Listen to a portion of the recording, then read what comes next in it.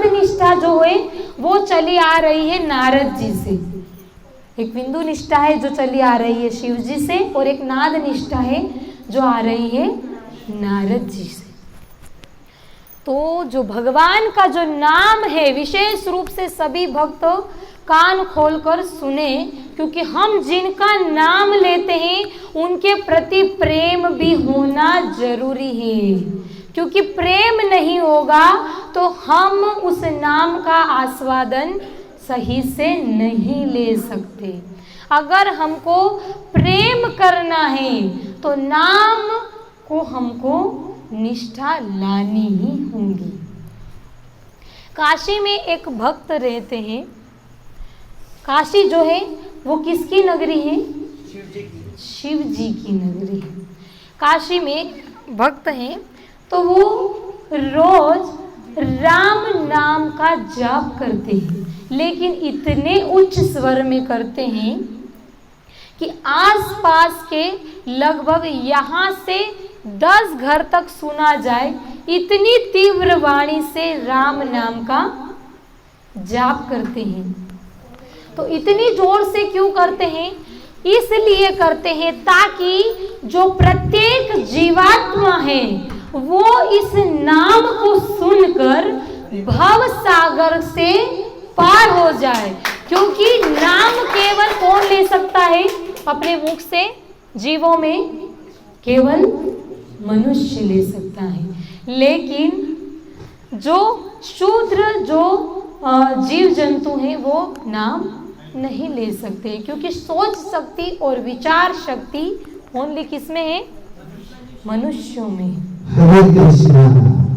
तो माता जी ये बताइए कि मैं तो बिल्कुल अंदर ही अंदर मन पे लेता हूँ, तो मुझे भी क्या जोर से नाम उच्चारण करना चाहिए? क्या जीवात्मा चीटी भी उससे शुद्ध होती है, या कोई जो भी सुनता है वो भी क्या पवित्र होता है? ये हमें बताइए। हरे बिल्कुल अच्छा प्रश्न किया है। ये वैसे मैं आगे क्लास में अभी बताती ही सही। हरिनादी गांव में जब हरिदास ठाकुर जाते हैं तो वहां पर प्रचार के लिए जब जाते हैं तो हरिदास ठाकुर उस गांव में जाकर इतनी जोर से हरि नाम का जाप करते हैं, कीर्तन करते हैं, कि वहां के आसपास के लोग उनसे कहते हैं कि हे हरिदास, तुम क्या मूर्ख हो, क्या पागल हो? तुम इतनी जोर जोर से नाम लेते हो कि खुद डिस्टर्ब तो होते ही हो, लेकिन हमारे आसपास के वातावरण को भी डिस्टर्ब करते हो, मतलब व्यवधान उत्पन्न करते हो। तब हरिदास ठाकुर कहते हैं कि उच्च स्वर में नाम जपने का जो फल है वो ही चैतन्य भागवत में आदि खंड है, नहीं मध्य खंड है, उसमें नारदी पुराण का वर्णन है। उसमें नारदी पुराण में प्रहलाद महाराज बताते हैं कि मानसिक जप करने से 100 गुना अधिक फल उच्च स्वर में जप कीर्तन करने का होता है, क्योंकि जो व्यक्ति मानसिक रूप से जप करता है, धीरे धीरे करता है, वो केवल स्वयं का उद्धार करता है, लेकिन जो व्यक्ति उच्च स्वर में जप करता है वो खुद का तो उद्धार करता है, लेकिन सामने वाले आसपास के जितने भी जीव जंतु, कीट मकोड़े, पशु पक्षी जितने भी है, सभी का उद्धार हो सकता है उच्च स्वर में जप करने का। ये शास्त्रों से ही है। जैसे कि प्रभु जी ने प्रश्न किया तो ये वास्तव में शास्त्र से ही उत्तर है इसका।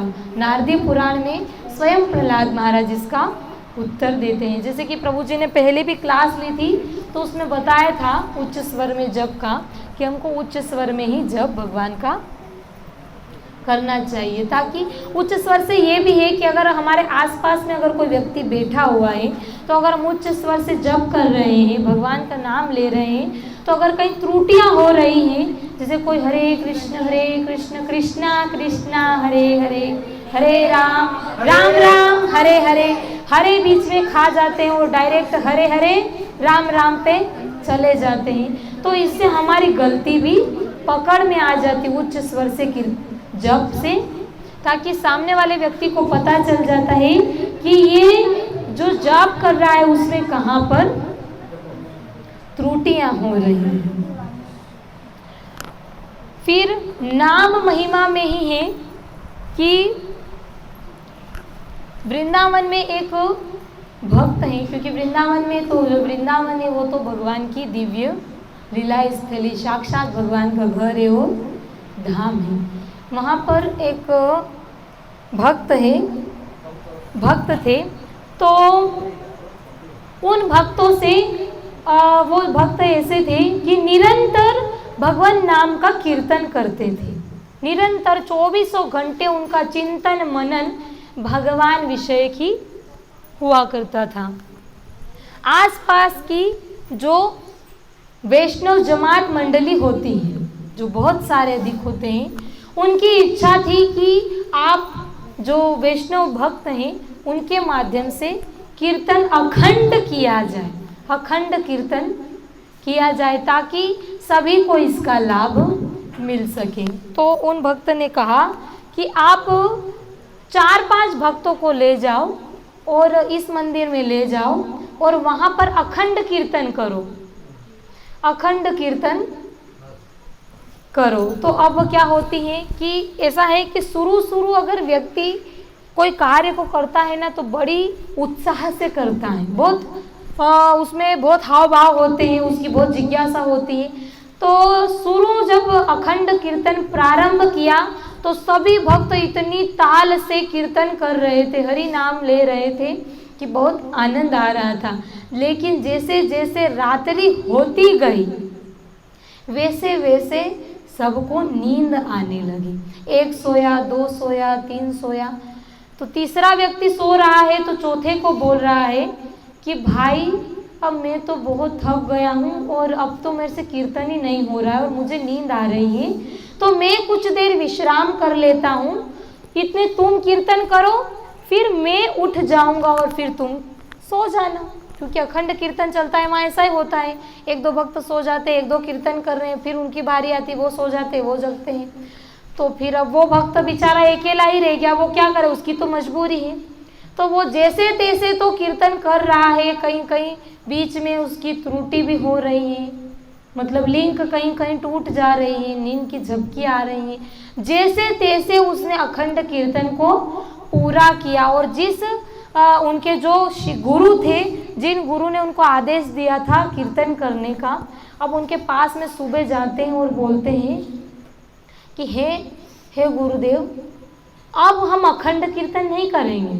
तो उन्होंने कहा कि क्यों, ऐसा क्यों कह रहे हो, भगवान के नाम में तो बहुत आनंद आता है, तो तुम ऐसा क्यों कर रहे हो कि अगर आपने इन चारों को भेजा लेकिन ये सब सो गए और पूरी जिम्मेदारी किस पर आ गई, मुझ पर आ गई, तो मेरे से तो कीर्तन ही सही से नहीं हुआ। पता नहीं जिस मंदिर में गए थे वो भी प्रसन्न हुए होंगे कि नहीं हुए होंगे।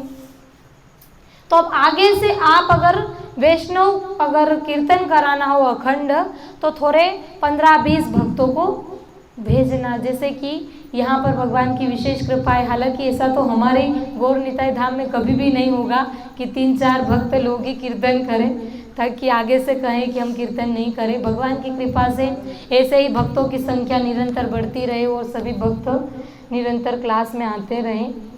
तो फिर उन्होंने कहा कि अब तो हम ऐसा नहीं करेंगे। अब देखो, मेरे को तो ऐसा लग रहा है गुरुदेव कि आपने जिस कीर्तन के लिए हमको कहा था ना, उस कीर्तन में तो पूरी त्रुटियाँ हो गई हैं, तो पता नहीं वो पूरा भी हुआ होगा कि नहीं।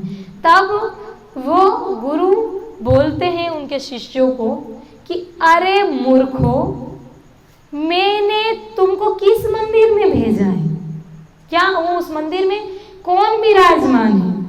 तो वो बोलते हैं कि शिव जी के मंदिर में भेजा था आपने।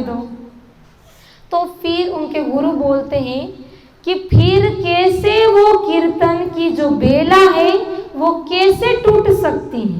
मैंने तुमको भेजा ही इसलिए था कि कहीं तुमको नींद आ जाए, कहीं तुम नाम कीर्तन में सो जाओ या सही से नहीं ले सको, तो शिव जी उसको पूरा कर सके। क्यों? क्योंकि शिव जी ड्यूटी नहीं करते हैं। ड्यूटी करता है व्यक्ति तो उसके लिए उसकी छुट्टी भी मिलती है, लेकिन शिव जी पर डे ऐसी नित्य ड्यूटी करते हैं कि निरंतर भगवान के नाम को जपा करते हैं। इसलिए उनको किसके मंदिर में भेजा था? शिव जी के मंदिर में, क्योंकि वैष्णव नाम यथा शंभु, नाम निष्ठा के आचार्य हैं शिव जी। से तो कई भक्त हैं, लेकिन उसमें से शिव जी भी